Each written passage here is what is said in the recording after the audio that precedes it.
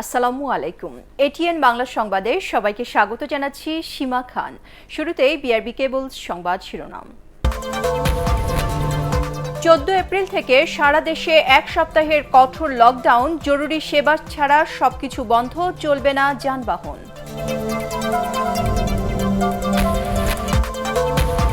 হাসপাতালে অক্সিজেনের তীব্র সংকট, বাসাবাড়িতে সিলিন্ডার কিনে রাখছেন অনেকে।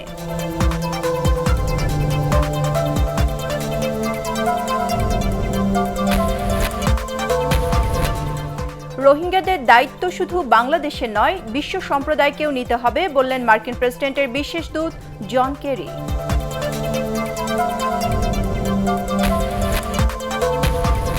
চট্টগ্রাম বন্দর দিয়ে মিথ্যা ঘোষণায় পণ্য আমদানি, শত কোটি টাকা রাজস্ব হারাচ্ছে সরকার।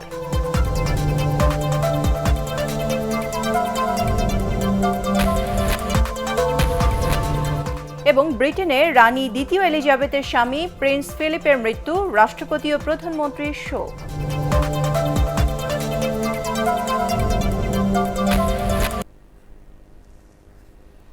এবারে বিস্তারিত সংবাদ। আরও এক সপ্তাহ লকডাউন হচ্ছে সারা দেশ। করোনা সংক্রমণ নিয়ন্ত্রণে 14 থেকে 20 এপ্রিলের এই লকডাউন হবে সর্বোচ্চ কঠোরভাবে। জরুরি সেবা ছাড়া সবকিছু বন্ধ থাকবে। খুলবে না অফিস, শিল্প কারখানা, চলবে না যানবাহন। শিগগিরই এর প্রজ্ঞাপন জারি হচ্ছে বলে জানিয়েছেন জনপ্রশাসন প্রতিমন্ত্রী ফরহাদ হোসেন। এদিকে স্বাস্থ্যবিধি না মানায় দেশে করোনা সংক্রমণ নিয়ন্ত্রণে আসেনি বলে দ্বিতীয় লকডাউন দেয়া হচ্ছে বলে জানান আওয়ামী লীগ সাধারণ সম্পাদক ওবায়দুল কাদের। সৈয়দ রিয়াজের রিপোর্ট। দেশে করোনা সংক্রমণ লাফিয়ে বাড়তে থাকায় নতুন করে লকডাউনের সময়সীমা বাড়ানোর পরিকল্পনা করেছে সরকারের নীতি নির্ধারকরা। 5 এপ্রিল থেকে দেয়া প্রথম দফায় 7 দিনের লকডাউনে খোলা আছে অফিস, আদালত ও কলকারখানা। মাঝপথে চালু করা হয় গণপরিবহন, এমনকি শপিং মলও। এ অবস্থায় পয়লা বৈশাখ থেকে আবারও 7 দিনের লকডাউন দেওয়ার কথা উল্লেখ করে জনপ্রশাসন প্রতিমন্ত্রী বলেন, মানুষকে বিধিনিষেধ মানাতে এবার থাকবে সর্বোচ্চ কড়াকড়ি। 14 তারিখ থেকে আমরা 20 তারিখ পর্যন্ত এক সপ্তাহের জন্য কঠোর লকডাউনের ভিতরে কোনো অফিস আদালত খোলা থাকবে না এবং সেখানে শুধু জরুরি সেবা ছাড়া সবকিছুই বন্ধ থাকবে। আমরা চাইবো যে এক সপ্তাহ মানুষজন একদম ঘরে থাকবে এবং সেভাবে মানুষ প্রস্তুতি নিয়ে একটি সপ্তাহ আমরা কঠোরভাবে লকডাউনটা আমরা মেনে চলবো। এর আগে নিজ বাসভবনে আয়োজিত এক ব্রিফিংয়ে ওবায়দুল কাদের বলেন, করোনা নিয়ন্ত্রণে স্বাস্থ্যবিধি মেনে চলার ব্যাপারে সাধারণ মানুষ এখনো উদাসীন। চলমান এক সপ্তাহের লকডাউনে জনগণের উদাসীন মানসিকতার কোনো পরিবর্তন হয়েছে বলে মনে হয় না। তাই সরকার জনস্বার্থে আগামী 14 এপ্রিল থেকে এক সপ্তাহের জন্য সর্বাত্মক লকডাউনের বিষয়ে সক্রিয় চিন্তা ভাবনা করছে। বর্তমান করোনা সংক্রমণ পরিস্থিতি আরও কয়েক সপ্তাহ অব্যাহত থাকলে দেশের স্বাস্থ্য ব্যবস্থায় মারাত্মক বিপর্যয়ের আশঙ্কা করছেন বিশেষজ্ঞরা। তবে সর্বাত্মক লকডাউন হলে সংক্রমণ অনেকটাই নিয়ন্ত্রণে আসবে বলেও মনে করেন তারা। সৈয়দ রিয়াজ, এটিএন বাংলা, ঢাকা। দেশে করোনা আক্রান্ত হয়ে গত 24 ঘন্টায় আরও 63 জনের মৃত্যু হয়েছে। আগের দিনের চেয়ে মৃত্যু কিছুটা কমলেও একদিনের ব্যবধানে আবারও শনাক্তের হার উঠেছে 23 ভাগের উপরে। মারাত্মক বিপর্যয় এড়াতে অন্তত 14 দিন কঠোর লকডাউনের পরামর্শ দিয়েছে কোভিড-19 জাতীয় পরামর্শ কমিটি। কামরুজ্জামান রাজীবের রিপোর্ট। সরকার ঘোষিত নানা বিধিনিষেধ ও লকডাউনের মধ্যেই প্রতিদিন আশঙ্কাজনকভাবে বাড়ছে করোনার প্রাদুর্ভাব। জনস্বাস্থ্য বিশেষজ্ঞরা বলছেন, সরকারের সমন্বয়হীন পদক্ষেপ আর স্বাস্থ্যবিধি মানতে মানুষের উদাসীনতায় ক্রমেই ভয়াবহ হয়ে উঠছে পরিস্থিতি। বৃহস্পতিবার যেখানে শনাক্তের হার ছিল 20.65%, শুক্রবার এক লাফেই 3% বেড়ে তা দাঁড়ায় 23.57%। সবশেষ 63 জনসহ এ পর্যন্ত দেশে মোট প্রাণহানির সংখ্যা দাঁড়িয়েছে 9,584 জনে। জনস্বাস্থ্য বিশেষজ্ঞরা বলছেন, সমন্বিত ও পরিকল্পিতভাবে কঠোর লকডাউনের মাধ্যমে এখনই হ্রাস টেনে ধরতে না পারলে ভয়াবহ বিপর্যয় ঘটতে পারে। আমরা মাঝে মাঝেই বিভিন্নভাবে কম্প্রোমাইজ করতে হচ্ছে এক একটা ঘটনার পরে। এটা কিন্তু সংক্রমণকে সংক্রমণের ব্যাপকতাটাকে আরো বিপর্যয়ের মুখে ঠেলে দেবে। আপাতত যদি আমরা খুব তাড়াতাড়ি 2 সপ্তাহের জন্য পূর্ণ লকডাউন দেয়। পূর্ণ লকডাউন মানে অ্যাকচুয়ালি যেখান থেকে মানুষ ঘর থেকে বেরোতে পারবে না, এই ধরনের পূর্ণ লকডাউন যদি দেই, তাহলে অ্যাকচুয়ালি এখন যে সংক্রমণের হারটা বাড়ছে, এখানে একটা হার্ট ব্রেক হিসেবে কাজ করবে। গত 24 ঘন্টায় সুস্থ হয়েছেন করোনা আক্রান্ত ৩,৫১১ জন। শনাক্ত বিবেচনায় সুস্থতার হার ৮৪.৪০%, যা মার্চেও ছিল ৯০%-এর উপরে। এ পরিস্থিতিকেও উদ্বেগজনক বলছেন জাতীয় পরামর্শক কমিটির প্রধান। লকডাউন হোক, বিধিনিষেধ হোক, পাবলিক এনগেজমেন্ট বা কমিউনিটি এনগেজমেন্টটা খুবই দরকার। আমি মনে করি এখন পাড়ায় মহল্লায় যদি আমরা করোনা রোগ প্রতিরোধী এরকম একটি কমিউনিটি করি যেখানে সবার মানে প্রতিনিধিত্ব থাকবে, তাহলে দেখা যাবে যে আমরা এটা বেটার মানে ইমপ্লিমেন্ট করতে পারবো। গত 24 ঘন্টায় মৃতদের মধ্যে 60 ঊর্ধ্ব মানুষের সংখ্যা 36 জন, 51 থেকে 60 বছর বয়সী 16 জন, বাকি 11 জন 21 থেকে 50 বছর বয়সী। কামরুজ্জামান রাজীব, এটিএন বাংলা, ঢাকা। করোনা মহামারীর ভয়াবহ অবনতিতে প্রকট আকার নিয়েছে হাসপাতালের অক্সিজেন সংকট। চিকিৎসকরা বলছেন, আক্রান্তদের একটা বড় অংশই মারা যাচ্ছেন অক্সিজেনের অভাবে। সচেতন অনেকেই আবার প্রাথমিক ঝক্কি সামলাতে সিলিন্ডার সংগ্রহ করে বাসায় রাখছেন। এ অবস্থায় সংকট কাটাতে হিমশিম খাচ্ছে সরবরাহকারী প্রতিষ্ঠানগুলো। আদ্দিন সজীবের রিপোর্ট। হাসপাতালের বাইরে কিংবা জরুরি বিভাগে করোনা আক্রান্তদের এমন অপেক্ষা বা অক্সিজেন নেয়ার ছবি এখন নিত্যদিনের। কারণটা সহজ, হাসপাতালে বেড নেই, আবার অন্যখানে অক্সিজেন নেই। অনেককেই তাই ফিরে যেতে হচ্ছে বাড়িতে। চিকিৎসকরা বলছেন, অক্সিজেনের অভাবেই বাড়ছে মানুষের মৃত্যু।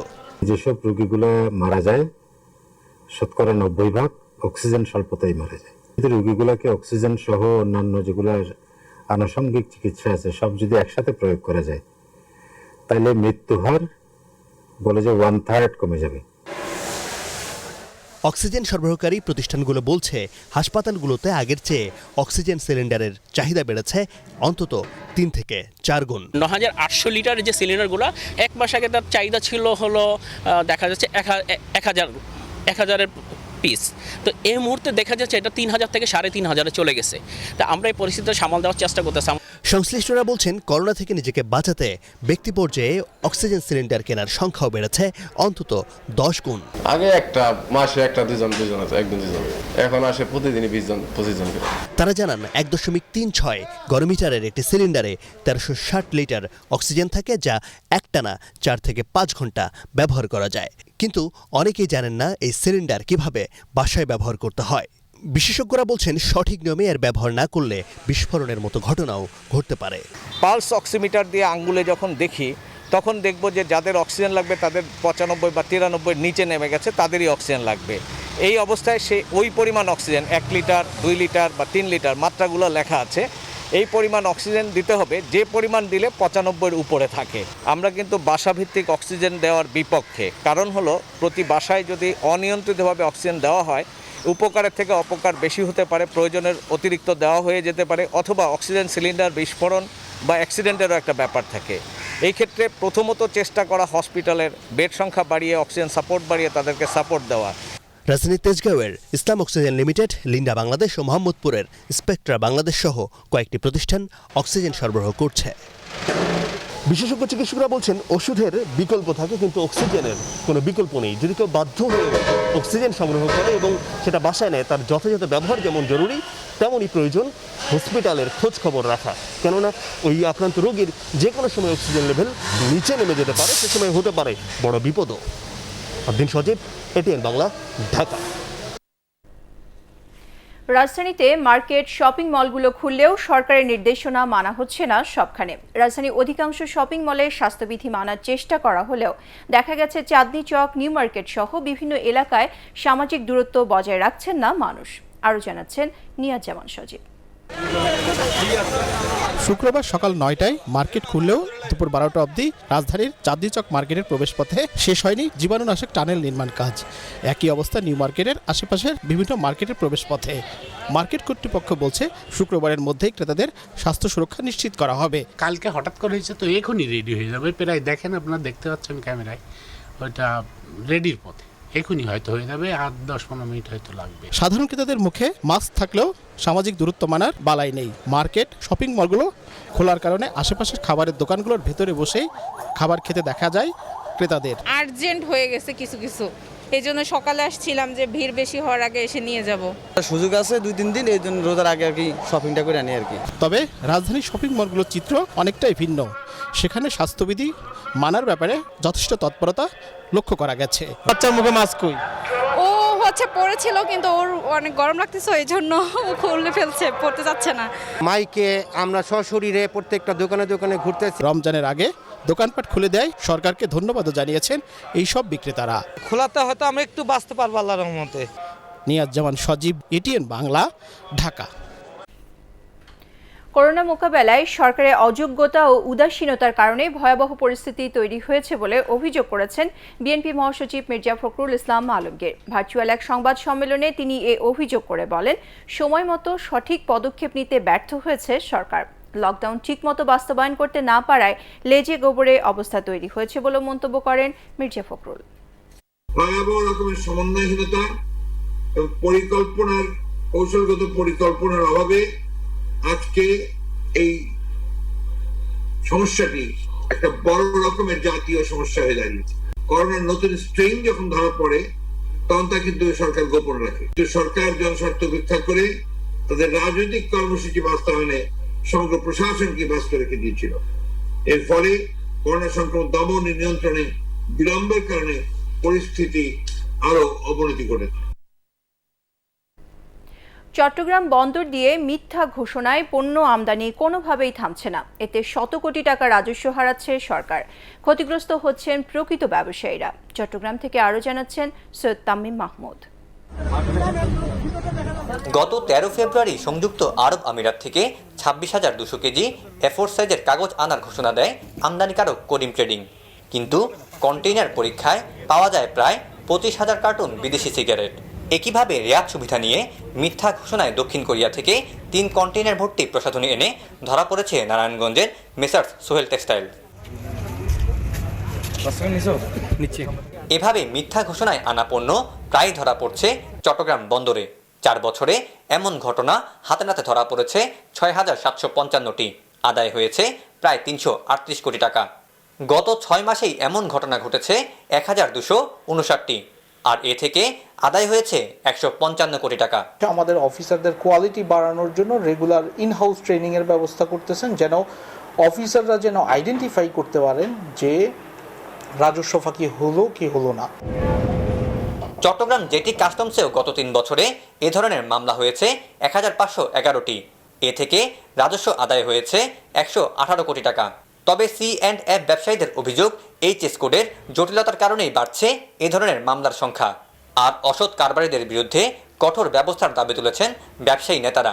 ইলেকট্রনিক্স ডিক্লেয়ার দিয়ে অন্য পণ্য আসছে, কাপড় ডিক্লেয়ার দিয়ে সিগারেট বা মদ আসছে, এগুলো অত্যন্ত নিন্দনীয়। আমরা প্রশাসনকে এগুলিতে ডিটেক্ট করতে সহযোগিতাও করি ক্ষেত্র বিশেষে। এটা দীর্ঘদিনের একটা সমস্যা আমাদের, বিশেষ করে চট্টগ্রাম বন্দর এবং চট্টগ্রাম কাস্টম হাউসের জন্য। তা আমরা যেটা মনে করি, মিথ্যা ঘোষণায় পণ্য যারা আনার সাথে জড়িত আছে এরা অবশ্যই আইনের আওতায় নিয়ে আসতে হবে, এদেরকে চিহ্নিত করতে হবে। এদিকে মিথ্যা ঘোষণায় পণ্য আমদানি সহ বিভিন্ন অপরাধে 122 C&F এজেন্টের লাইসেন্স বাতিল করেছে Chittagong customs house. Syed Tamim Mahmud, ATN Bangla, Chittagong. Rohingya সংকট সমাধানে বিশ্ব সম্প্রদায়কে আরও জোরালো ভূমিকা রাখার আহ্বান জানিয়েছেন মার্কিন প্রেসিডেন্টের বিশেষ দূত ও সাবেক পররাষ্ট্রমন্ত্রী জন কেরি। ঢাকায় সংক্ষিপ্ত সফরে এসে সংবাদ সম্মেলনে তিনি বলেন, রোহিঙ্গাদের দায়িত্ব শুধু বাংলাদেশের নয়। এছাড়া বাইডেন প্রশাসন জলবায়ু পরিবর্তনের ঝুঁকি মোকাবেলায় বিশেষ গুরুত্ব দিচ্ছেন উল্লেখ করে জন কেরি বলেন, সব দেশ মিলেই তা মোকাবেলা করতে হবে। একরামুল হক সায়েমের রিপোর্ট। মাত্র কয়েক ঘন্টার সফরে ঢাকায় আসেন যুক্তরাষ্ট্রের প্রেসিডেন্ট জো বাইডেনের জলবায়ু বিষয়ক বিশেষ দূত জন কেরি। দুপুরে রাষ্ট্রীয় অতিথি ভবন পদ্মায় তিনি বৈঠক করেন পররাষ্ট্রমন্ত্রী একে আব্দুল মোমেনের সাথে। পরে যৌথ সংবাদ সম্মেলনে জলবায়ুর ঝুঁকি মোকাবেলায় যুক্তরাষ্ট্র সরকারের পদক্ষেপ তুলে ধরেন জন কেরি। আমি দুঃখিত, আগের মার্কিন রাষ্ট্রপতি জলবায়ু পরিবর্তন সংক্রান্ত প্যারিস চুক্তি থেকে বের হয়ে গিয়েছিলেন, কিন্তু আমরা আবারও ফেরত এসেছি। ভবিষ্যৎ প্রজন্মকে রক্ষা করতে সব দেশকে কাজ করতে হবে। এজন্য মার্কিন প্রেসিডেন্ট শীর্ষ সম্মেলনের আহ্বান জানিয়েছেন। এতে ধনী দেশগুলোর পাশাপাশি ভঙ্গুর দেশগুলোরও সুযোগ থাকবে কথা বলার, এবং আমরা তাদের কথা শুনব। At least $100 billion a year for the climate change. And out of that 100 billion, 50% should be allocated for adaptation and 50% for mitigation. মার্কিনের সাবেক পররাষ্ট্রমন্ত্রী রোহিঙ্গা সংকট সমাধানে মিয়ানমারের নেত্রী অং সান সুচির বিরুদ্ধে প্রতিশ্রুতি ভঙ্গের অভিযোগও তোলেন সংবাদ সম্মেলনে। We had high expectations and we talked frequently with and worked with Aung San Suu Kyi to try to move the process forward. I personally visited Naypyidaw. রোহিঙ্গাদের আশ্রয় দিয়ে বাংলাদেশ যে মানবিকতার উদাহরণ সৃষ্টি করেছে তা প্রশংসনীয়। এই সংকট সমাধানে যুক্তরাষ্ট্র সবসময় কাজ করে যাবে। রোহিঙ্গাদের দায়িত্ব শুধু বাংলাদেশের নয়, এই দায়িত্ব জাতিসংঘেরও। সবারই এই ইস্যুতে ভূমিকা নিতে হবে। বিকেলে প্রধানমন্ত্রী শেখ হাসিনার সাথে দেখা করে জলবায়ু বিষয়ক ভার্চুয়াল শীর্ষ সম্মেলনে যোগ দেওয়ার আমন্ত্রণ জানান জন কেরি। 22 ও 23 এপ্রিল ভার্চুয়ালি অনুষ্ঠিত হবে লিডার্স সামিট অন ক্লাইমেটের শীর্ষ সম্মেলন। এতে 40টি দেশের রাষ্ট্র ও সরকার প্রধানদের অংশ নেয়ার কথা রয়েছে। বিকেলেই ঢাকা ছাড়েন যুক্তরাষ্ট্রের সাবেক পররাষ্ট্রমন্ত্রী John Kerry. Ikramul Haque Sayem, ATN Bangla, Dhaka. New York থেকে চুরি যাওয়া নন্দিত লেখক হুমায়ুন আহমেদের আঁকা একটি ছবি প্রদর্শিত হচ্ছে কুমিল্লার এক শিল্পকর্ম প্রদর্শনীতে। প্রদর্শনীর আয়োজক বলেছেন, ছবিটি আসল নয়, চুরি যাওয়া চিত্রকর্মের কপি, তবে স্বাক্ষরটি আসল। একথা অস্বীকার করে লেখকের স্ত্রী বলেন, প্রদর্শনীর সময় হুমায়ুন আহমেদ ছিলেন হাসপাতালের আইসিইউতে, তখন তার কোথাও স্বাক্ষর করার প্রশ্নই ওঠে না। কুমিল্লা থেকে খায়রুল আহসান মানিকের তথ্য ছবি নিয়ে রিপোর্ট জয় মামুনের। 2012 সালে ক্যান্সার চিকিৎসার জন্য নিউ ইয়র্কে থাকাকালে অনেকটা শখের বশে ছবি আঁকা শুরু করেছিলেন নন্দিত লেখক হুমায়ুন আহমেদ। মুক্তধারা নামের একটি প্রতিষ্ঠান তখন তার ছবির একটি প্রদর্শনীও করে সেখানে। সেই প্রদর্শনী থেকে একটি চিত্রকর্ম চুরি হয় বলে পরিবারকে জানানো হয়। এ ব্যাপারে নিউ ইয়র্ক পুলিশে অভিযোগও করা হয়। নিউ ইয়র্কের যে মুক্তধারা তার কর্ণধার বিশ্বরিচ্ছা স্থানীয় থানায় মামলাও করেছিলেন। গত সপ্তাহে কুমিল্লায় শুরু হওয়া এক প্রদর্শনীতে দেখা গেছে হুমায়ুন আহমেদের সেই চুরি যাওয়া ছবি। প্রদর্শনীর আয়োজক মঞ্জুরুল আজিম পলাশ বলেন, ছবিটি আসল নয়, কপি। তবে হুমায়ুন আহমেদের স্ত্রী মেহের আফরোজ শাওন তার এই দাবি নাকচ করে দেন। আমার জীবন সঙ্গী যে রুমা চৌধুরী, উনি ছিল হুমায়ুন আহমেদের কিউরেটর। কাগজ, রং, তুলি এবং ছবি বাধাই করবার জন্য ফ্রেম সব নিজ দায়িত্বে কিনেছেন। সুতরাং হুমায়ুন আহমেদের ছবির কোনো কিউরেটর থাকবার আসলে সম্ভাবনা নেই। যেহেতু তার ভিডিও করা ছিল, ছবি তোলা ছিল, সেখান থেকে একটা প্রিন্ট বের করে আবার হুমায়ুন আহমেদের কাছে গিয়ে এটা একটা স্বাক্ষর নিয়ে নেয়। ছবি যখন প্রদর্শিত হয় তখন হুমায়ুন আহমেদ ছিলেন হসপিটালের আইসিইউতে। আমার যতদূর মনে পড়ে ছবি ছিল 25টি এবং তিনি যখন ছবি ফেরত দিয়েছেন তিনি ফেরত দিয়েছেন 20টি। এটা অরিজিনাল না, এটা সেই চুরি যাওয়া ছবিটার একটা হচ্ছে যে কপি, কিন্তু স্বাক্ষরটা অরিজিনাল। তো কপি ছবিতে আসলে হুমায়ুন আহমেদ কিভাবে স্বাক্ষর করলেন বা কখন করলেন, যেখানে তিনি জানেনই না ছবিটা হারিয়ে গেছে বা এই ধরনের কোনো খবর যেখানে ওনার কাছে পৌঁছায়নি। যেহেতু ছবিটা চুরি হয়ে গেছে, এটা আমাদের এবং তার সূত্রেই আমরা এখানে এটা পেয়েছি। যে ছবি চুরি হয়েছিল সেটি কিভাবে প্রদর্শিত হচ্ছে। হুমায়ুন পরিবারের সদস্যদের ধারণা, কুমিল্লায় প্রদর্শিত ছবিটি কপি নয়, চুরি যাওয়া ছবিগুলোরই একটি। তাই রাসায়নিক পরীক্ষার মাধ্যমে ছবিটি আসল কি না যাচাই করে তা উদ্ধারের দাবি পরিবারের। জয় মামুন, এটিএন বাংলা, ঢাকা। লকডাউন পরিস্থিতির মধ্যে 21শে বইমেলার শেষ শুক্রবার মোটামুটি জমজমাটি ছিল। গণপরিবহন চালু থাকায় ছুটির দিনে মেলা প্রাঙ্গণে ভিড় ছিল বইপ্রেমীদের। স্বাস্থ্যবিধি মেনে বড়দের পাশাপাশি ক্ষুদে পাঠকদের সমাগমও দেখা গেছে। প্রকাশকরা জানান, লকডাউনের কারণে মেলায় এবার প্রত্যাশিত বেচাকেনা নেই। তবে এবার নতুন লেখকদের বইয়ের চাহিদা তুলনামূলক বেশি বলেও জানান তারা। এদিন গল্প, প্রবন্ধ, উপন্যাস, কবিতা মিলিয়ে 10টির মতো বই প্রকাশিত হয়েছে। লকডাউন মুহূর্ত চলতেছে, তো ছেলেমেয়েরা সব ঘরে বন্দি, স্কুলও বন্ধ, কলেজও বন্ধ। আমরা যাতে এফেক্টেড না হই, কাউকে এফেক্টেড না করি, সেটা মেনে নিয়ে যেন বইমেলাটা চালু থাকুক। দ্বিতীয় উপন্যাস মেঘের আড়ালে রোদ, তো আলহামদুলিল্লাহ ভালো সাড়া পেয়েছি। মেলাতে মানুষ যেভাবে যে প্রক্রিয়া আসতে পারে সে ধরনের একটা প্রসেস করে দিলে কর্তৃপক্ষের যেমন সুবিধা হবে, যারা ইনভেস্ট প্রকাশক, যারা লেখক স্বপ্ন নিয়ে বাঁচেন তাদের একটা সুবিধা হবে। ব্রিটেনের রানী দ্বিতীয় এলিজাবেথের স্বামী প্রিন্স ফিলিপ মারা গেছেন। ডিউক অব এডিনবরা খেতাবধারী এই যুবরাজের বয়স হয়েছিল 99 বছর। লন্ডন সময় সকালে উইন্ডসর ক্যাসেলে শেষ নিঃশ্বাস ত্যাগ করেন তিনি। তার মৃত্যুতে গভীর শোক ও দুঃখ প্রকাশ করেছেন রাষ্ট্রপতি মোহাম্মদ আব্দুল হামিদ ও প্রধানমন্ত্রী শেখ হাসিনা। রানী দ্বিতীয় এলিজাবেথ তার স্বামীর মৃত্যুর ঘোষণা দিয়েছেন বলে রাজপরিবারের তরফ থেকে জানানো হয়েছে। গত 16 ফেব্রুয়ারি ফিলিপকে কিং অ্যাওয়ার্ড হাসপাতালে ভর্তি করা হয়েছিল। 16 মার্চ হাসপাতাল ছেড়েছিলেন তিনি। কক্সবাজারের হিমছড়ি সাগর সৈকতে ভেসে উঠেছে বিশাল আকৃতির মৃত নীল তিমি। দুপুরে তিমিটি ভেসে উঠতে দেখে স্থানীয়রা। জোয়ারের পানি নেমে যাওয়ার পর সৈকতে 44 ফুট দীর্ঘ তিমির দেহটি আটকে যায়। কক্সবাজার সম্পদ রক্ষা আন্দোলনের মুখপাত্র মুফিজুর রহমান মুফিজ জানান, বাংলাদেশের জলসীমার বাইরে গভীর সাগরে বড় জাহাজের ধাক্কায় অথবা জেলেদের হাতে তিমিটির মৃত্যু হতে পারে। মেরিন লাইফ বিশেষজ্ঞ জহিরুল ইসলাম জানান, প্রায় 2.5 টন ওজনের 16 থেকে 17 বছর বয়সী তিমিটি প্রায় 1 সপ্তাহ আগেই মারা গেছে। এদিকে খবর পেয়ে জেলা প্রশাসন, স্থানীয় পুলিশ, বন বিভাগ, পরিবেশ অধিদপ্তরের সংশ্লিষ্টরা ঘটনাস্থলে পৌঁছেছেন। কিভাবে তিমিটি মারা গেছে তা বের করার চেষ্টা করছেন বিশেষজ্ঞরা। এরপর দ্রুত তিমিটির মৃতদেহটি মাটিতে পুঁতে ফেলা হবে বলে জানায় প্রশাসন। এবারে আল আরাফা ইসলামী ব্যাংক অর্থ সংবাদ।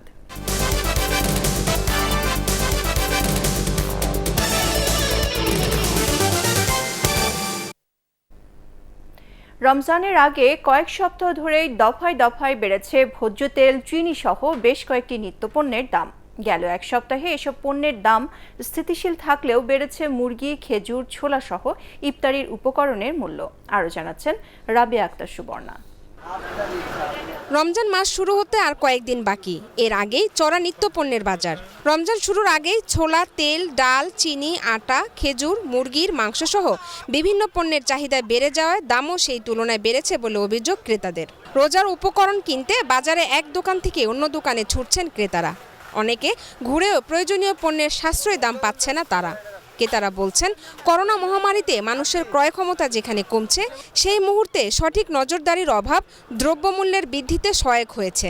মানুষ তো এমনি বিপদে আছে, এখন যদি বাজারগুলো একটু স্বাভাবিক থাকে তাহলে একটু স্বস্তিতে চলতে পারবে আর কি। যারা সাধারণ মানুষ আছে আমরা সুন্দরভাবে রমজানটা রোজা পালন করতে পারবো আর কি। সব জিনিসের দাম অনেক, আমাদের যেরকম আমরা ইনকাম করি তার থেকে অনেক বেশি আর কি বাজার মূল্য, যেটা দিন দিন বেড়ে যাচ্ছে।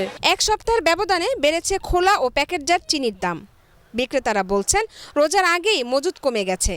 অন্যদিকে লকডাউনের কারণে বাজারের ক্রেতারাও আসছে কম। এই সময় কিছু বেচা কিনে আমাদের হয়তো, কিন্তু লকডাউনের কারণে আমাদের কোনো বেচা কিনে নেই, বাজারে কোনো কাস্টমার নেই। লকডাউন দেওয়ার পরে দেখা যায় কি দূরের কাস্টমারগুলো আসতে পারে। রোজাকে সামনে রেখে সবজির বাজারে বেড়েছে টমেটো ও শসার দাম। তবে চাল, আলু ও মাছের দাম স্থিতিশীল রয়েছে। এক সপ্তাহে কেজি প্রতি 5 টাকা কমেছে পেঁয়াজের দাম। যেহেতু পণ্যদ্রব্য অ্যাভেলেবেল আছে, এটা যারা মনিটরিং করে এদের আরো কঠোর হওয়া উচিত। রাজধানীতে গরু ও খাসির মাংস বিক্রি হচ্ছে আগের দামে, তবে চড়া মুরগির দাম। প্রতিনিয়ত বেড়ে চলছে পণ্যদ্রব্যের দাম। রোজার আগে ভোক্তা অধিকার সংরক্ষণ কর্তৃপক্ষ ও প্রশাসন থেকে ভ্রাম্যমাণ আদালতের মাধ্যমে বাজার তদারকি করার আহ্বান জানান ক্রেতারা। রাবিয়া আক্তার সুবর্ণা, এটিএন বাংলা, ঢাকা। এবারে আন্তর্জাতিক সংবাদ।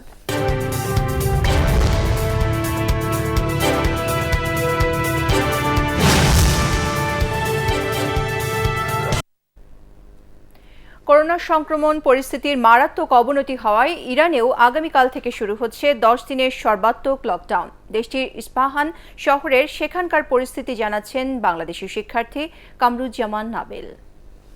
শনিবার থেকে 10 দিনের লকডাউনের সিদ্ধান্ত নেওয়া হয়েছে। ইরানের দায়িত্বশীল ব্যক্তিরা জানিয়েছেন, ইরানে এই মুহূর্তে 257টি শহর রেড জোনে রয়েছে। আর করোনা ভাইরাসের বিস্তৃতি কমাতে এই সিদ্ধান্ত নেওয়া হয়েছে। করোনায় আক্রান্তের সংখ্যা 2 মিলিয়ন ছাড়িয়েছে এবং প্রতিদিন করোনা ভাইরাসে আক্রান্তের সংখ্যা অতীতের সব রেকর্ড অতিক্রম করছে। একটি আতঙ্কের বিষয় হচ্ছে, ইরানে করোনা ভাইরাসে বয়স্কদের সাথে কম বয়সীদের আক্রান্ত হবার সংখ্যাও কিন্তু বৃদ্ধি পাচ্ছে। উত্তর কোরিয়ার জনগণকে কঠিন সংকটের জন্য প্রস্তুত থাকার আহ্বান জানিয়েছেন দেশটির সর্বোচ্চ নেতা কিম জং উন। উত্তর কোরিয়া মারাত্মক খাদ্য সংকট ও অর্থনৈতিক অস্থিতিশীলতার মুখোমুখি মানবাধিকার সংগঠনগুলোর এমন সতর্কতার পর দেশটির নেতার কাছ থেকেও এই ঘোষণা এলো। তিনি বর্তমান সংকটকে 90-এর দশকে দেশটির ভয়াবহ দুর্ভিক্ষের সঙ্গে তুলনা করেছেন। ওই দুর্ভিক্ষে অনেক মানুষের মৃত্যু হয়েছিল। করোনা মহামারীর কারণে উত্তর কোরিয়া তার সীমান্ত বন্ধ রেখেছে, ফলে চীনের উপর নির্ভরশীল দেশটির অর্থনীতি বাণিজ্য থমকে গেছে। এবারে বাণিজ্য সংবাদ।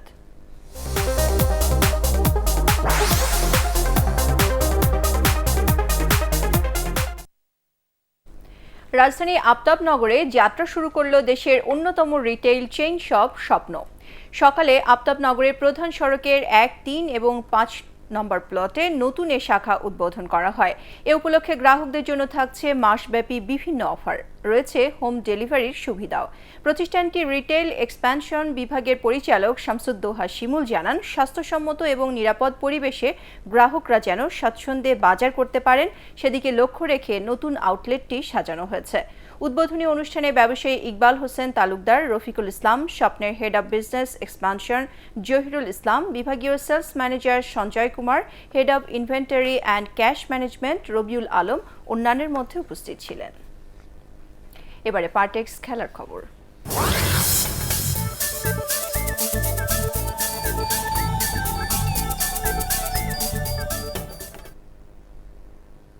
শ্রীলঙ্কার সফরে 2 টেস্টের জন্য 21 সদস্যের প্রাথমিক দল ঘোষণা করেছে বাংলাদেশ ক্রিকেট বোর্ড। ইনজুরির কারণে বাদ পড়েছেন মাহমুদুল্লাহ রিয়াদ। প্রথমবারের মতো জাতীয় দলে ডাক পেয়েছেন 3 পেসার মুকিদুল ইসলাম মুগ্ধ, শরীফুল ইসলাম ও শহীদুল ইসলাম। আরও জানাচ্ছেন মমিনুর রিপন। শ্রীলঙ্কার মাটিতে খেলা 12 টেস্টে 2017 সালে একবারই জয়ের স্বাদ পেয়েছিল টাইগাররা। এরপর প্রায় 4 বছর পর আবারও শ্রীলঙ্কা সফরে যাচ্ছে বাংলাদেশ। আগামী সোমবার শ্রীলঙ্কার উদ্দেশ্যে উড়াল দেবে এই 21 সদস্যের দল। নেট বোলার সরবরাহে লঙ্কানদের সীমাবদ্ধতা থাকায় এত বড় দল দিয়েছে বিসিবি। ইনজুরির কারণে দল থেকে বাদ পড়েছেন Mahmudullah Riyad. BCB high performance দল থেকে উঠে এসেছেন 3 পেসার মুকিদুল, শরীফুল ও শহীদুল। প্রায় 5 বছর পর দলে ফিরেছেন অলরাউন্ডার শুভগত হোম। এছাড়া সবশেষ ওয়েস্ট ইন্ডিজ সিরিজের স্কোয়াড থেকে নেই সৌম্য সরকার, ইনজুরিতে পড়া হাসান মাহমুদ, আইপিএলে থাকা সাকিব আল হাসান ও মুস্তাফিজুর রহমান। শ্রীলঙ্কায় পৌঁছানোর পর 15 ও 16 এপ্রিল কোয়ারেন্টাইন অনুশীলন করবে টাইগাররা। এরপর 17 ও 18 এপ্রিল অনুষ্ঠিত হবে প্রস্তুতি ম্যাচ। এরপরে দেওয়া হবে মূল স্কোয়াড। 21 এপ্রিল 2 ম্যাচ সিরিজের প্রথম টেস্টে লঙ্কানদের মুখোমুখি হবে মমিনুল হকের দল। দ্বিতীয় ম্যাচ হবে 29 এপ্রিল থেকে। দুটি ম্যাচই অনুষ্ঠিত হবে ক্যান্ডির পাল্লেকেলে আন্তর্জাতিক স্টেডিয়ামে। সিরিজ শেষে 4 মে দেশে ফিরবে বাংলাদেশ দল। মমিনুর রিপন, এটিএন বাংলা, ঢাকা। বঙ্গবন্ধু নবম বাংলাদেশ গেমসের গলফে পুরুষ একক গ্রস ও নেট 2 ইভেন্টে স্বর্ণ জিতেছে কুর্মিটোলা গলফ ক্লাব। গ্রসের সম্রাট শিকদার ও নেটে প্রথম হয়েছেন লিটন মণ্ডল। নারী এককের 2 ইভেন্টেই সোনা জিতেছে সেনাবাহিনী। দলটির হয়ে গ্রসে নাসিমা আক্তার ও নেটে প্রথম হয়েছেন জাকিয়া সুলতানা। কুর্মিটোলা গলফ ক্লাবে প্রধান অতিথি হিসেবে খেলোয়াড়দের পদক তুলে দেন সেনাবাহিনী প্রধান জেনারেল আজিজ আহমেদ। এদিকে শ্বাসরুদ্ধকর ফাইনালে সাডেন ডেতে নৌবাহিনীকে হারিয়ে চ্যাম্পিয়ন হয়েছে সেনাবাহিনী। আর ঝিনাইদহ জেলাকে 1-0 গোলে হারিয়ে নারী হকিতে শিরোপা জিতেছে নড়াইল জেলা। সংবাদ শেষ করার আগে বিআরবি কেবল শিরোনামগুলো আরও একবার। 14 এপ্রিল থেকে সারা দেশে 1 সপ্তাহের কঠোর লকডাউন, জরুরি সেবা ছাড়া সবকিছু বন্ধ, চলবে না যানবাহন।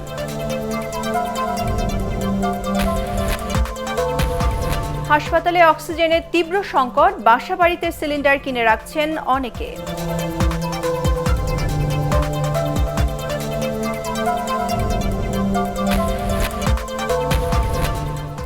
রোহিঙ্গাদের দায়িত্ব শুধু বাংলাদেশে নয়, বিশ্ব সম্প্রদায়কেও নিতে হবে, বললেন মার্কিন প্রেসিডেন্টের বিশেষ দূত জন কেরি।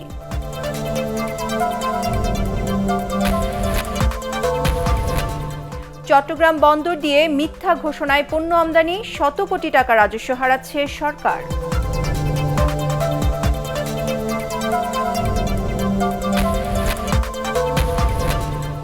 এবং ব্রিটেনে রানী দ্বিতীয় এলিজাবেথের স্বামী প্রিন্স ফিলিপের মৃত্যু, রাষ্ট্রপতি ও প্রধানমন্ত্রীর শোক।